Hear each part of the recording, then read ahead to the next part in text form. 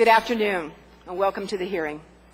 Today, the Military Personnel Subcommittee will turn its attention to an issue that has not been before this body in 15 years, the issue of gay men and women serving openly in the military.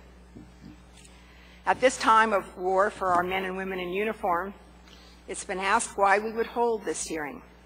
And clearly, this subcommittee has a number of competing issues that need our attention and that have received it. That is why we pushed through needed measures in the House version of the National Defense Authorization Act for fiscal year 2009 and have held hearings on health care for our service members and their families, mental health care for those returning from war, and quality of life issues. This afternoon, we are taking a closer look at yet another important issue impacting the men and women who serve. Since 1993, the Department of Defense has removed approximately 12,600 service members from the military under Section 654, Title 10 U.S. Code, commonly known as the Don't Ask, Don't Tell policy. With this policy comes a loss of service members with critical skills needed in the field right now, including much-needed language expertise. In my opinion, we must carefully review a policy that rejects otherwise well-suited individuals for military service. This is especially true at a time when the military is trying to reduce the strain on our military by growing the force. Our purpose today is to begin a long overdue review of the various perspectives of this law and policy and to start a conversation about the real-life impact on our service members, their families, and most importantly, on the operational readiness of our military. This hearing is a bit different from the typical hearings conducted by the subcommittee.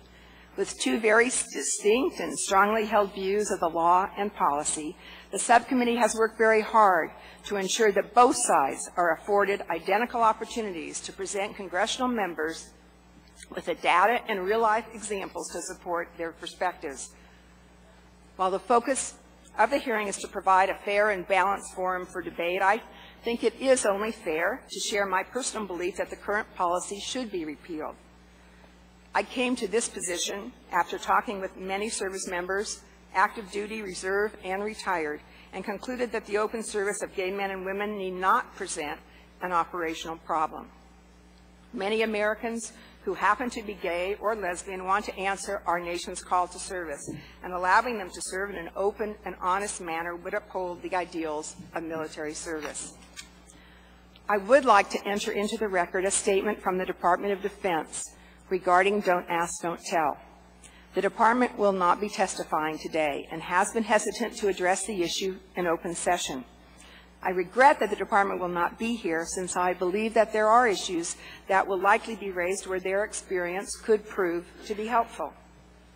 However, when pressed to describe how they would respond to a change in the law, senior Department of Defense officials have indicated that they would comply fully with any new legislation, although they do not advocate in favor of changing the policy at this time. Without objection, I ask that the Department of Defense statement be entered into the hearing record. Because equity is the priority characteristic of this hearing, I would remind witnesses that I intend to strictly adhere to the time limits for opening statements. Each side will be given 15 minutes to make their case. Before I turn to Mr. McHugh, I would like to extend my appreciation to those on both sides of this issue who agree to testify. We all know that this is a very difficult issue. It's a very personal issue. It's a very emotional issue. And we expect that everyone here will be treated with the utmost respect during the course of this hearing. Mr. McHugh, I yield to you for your opening statement. Thank you.